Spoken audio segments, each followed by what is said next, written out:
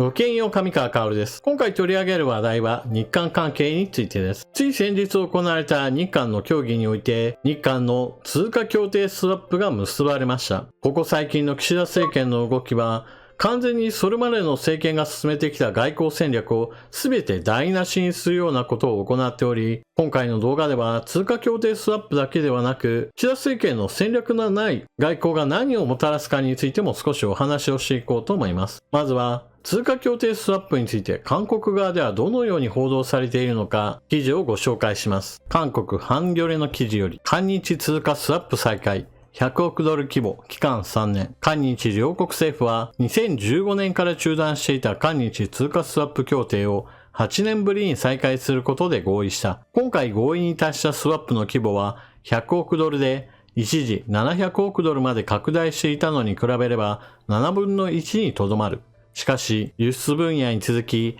金融分野でも韓日の経済関係が修復された象徴性意味合いが大きいと評されている。今回の通貨スワップはドルを売買する方式だ。韓国が日本にウォンを預けた場合、日本はドルを供給。逆に日本が円を韓国に預けた場合、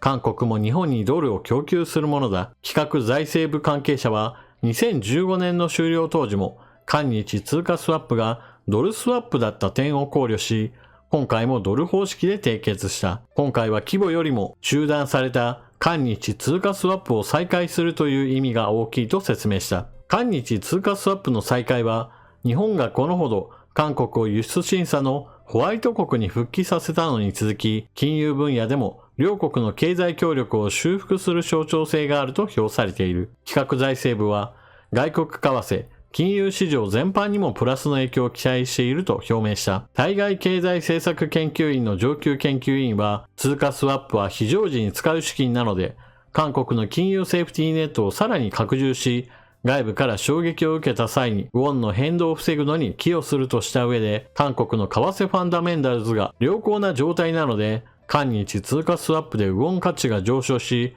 輸出競争力が低下する影響はほとんどないと思うと指摘した。韓日両国は2001年ドルスワップ方式で20億ドルの通貨スワップを開始して以降、ウォンと円を交換する方式にも協定を拡充し、スワップ規模を段階的に拡大してきた。2008年12月、世界的な金融危機に対応するために300億ドル。2011年10月にはヨーロッパの財政危機などに対応するために700億ドルまで拡大。しかし、2012年のイ・ミョンバク元大統領による竹島訪問と2013年以後の安倍晋三首相による靖国神社参拝などで両国関係が悪化し、2015年に通貨スワップが中断された。企画財政部によると、両国の財務大臣は地政学的リスク、サプライチェーン問題など世界の複合的危機に対し責任ある姿勢で相互協力することで一致。韓日の税関当局による韓日税関協力会議を開催することや、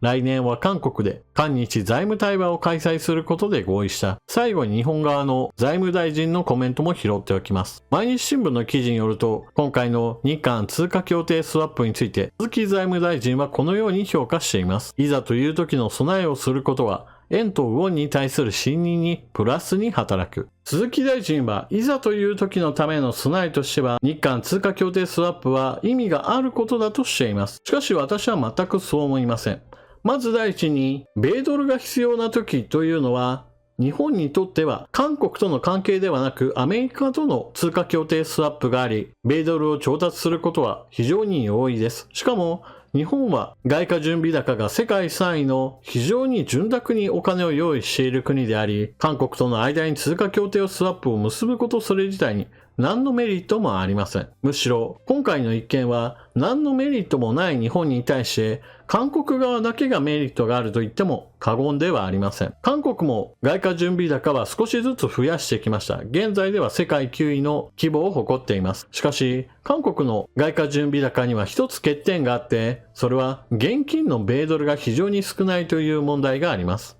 ですから額としては狙われにくい状況を作りつつも、いざ徹底的に狙われた場合などにおいては、通貨防衛のために使える資金はさほどないという欠点が明らかなのです。そのような点について少しでもこれを克服しようと思ったら、いざという時に通貨協定スワップを発動して日本から引き出せるようにしておくというのは韓国側にとっては非常に大きなメリットがあるのです。また、鈴木大臣が通貨の信任性がアップする話をしていましたが、これもまた同じようにして、円は現在でも十分に国際的な通貨として信任を受けているのに対して、韓国においては日本ほど通貨に対する信任は厚くはありません。そのような状態だからこそ他の国と通貨協定スワップを結ぶことによって韓国のウォンに対する信任を上げることができるわけです。やはりこの点についても日本側にメリットはなく韓国側だけがメリットを受けると言えるでしょう。だからこそ記事の中にもあるように今はこれはあくまでも緊急時のものであって今すぐ使うものではない。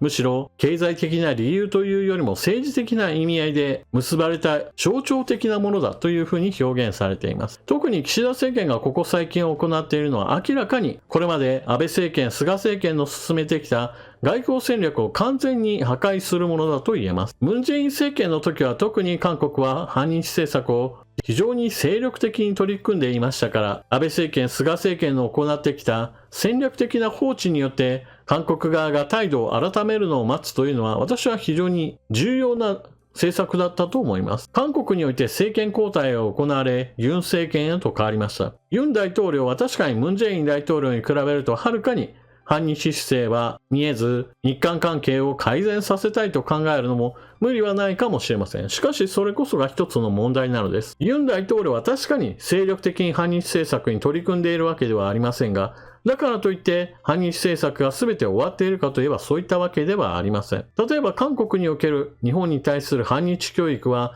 公の教育として現在でもなお継続的に行われていますし、竹島は韓国領であり、韓国に対する日本が固有の領土であると主張することに関してもやはり日本が領土的野心を持って韓国に対して突っかかってくるんだという基本的な姿勢そのものは全く変えていません。近年起こった日本の自衛隊機に対するレーダー照射事件に関してもやはりこれも韓国側では未だに姿勢は一切変わっておらず、日本側だけがそのような話というものを全て棚上げしたままで日韓関係の改善に取り組みましょうみたいな姿勢を示して次々と安倍政権、菅政権の行ってきたことを放棄してしまっているのです。岸田首相としては日韓関係が改善したのは自分の手柄だと言いたいかもしれませんが、私は韓国に対する放置戦略を投げ捨ててしまったのは失敗だと思います。結局のところ韓国側にしてみれば自分たちの考えや主張については変える必要もなく、時間さえ経てば日本側は勝手に折れて韓国側にいくらでも譲歩してくれるという非常に悪い例というものを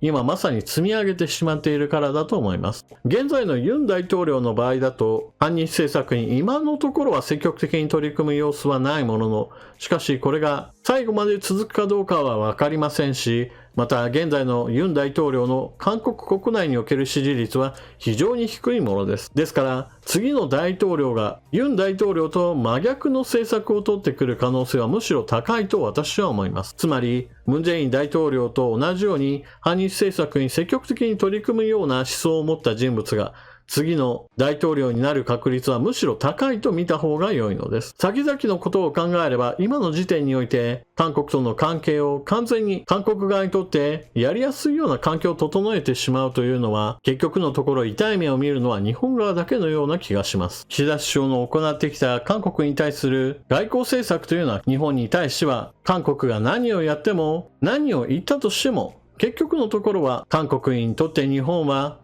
いつでも利用しやすい国に過ぎないと彼らが思い続ける、そのようなことをしていると私は思っています。皆さんは今回の一件についてどのように思われるでしょうか。ぜひともコメントしていってください。それでは動画を最後までご視聴いただきありがとうございました。チャンネル登録していない方はぜひともチャンネル登録していってください。そして動画を見終わったら評価ボタンでクリックとあなたの感想コメントよろしくお願いします。それでは次の動画でまたお目にかかりましょう。またね。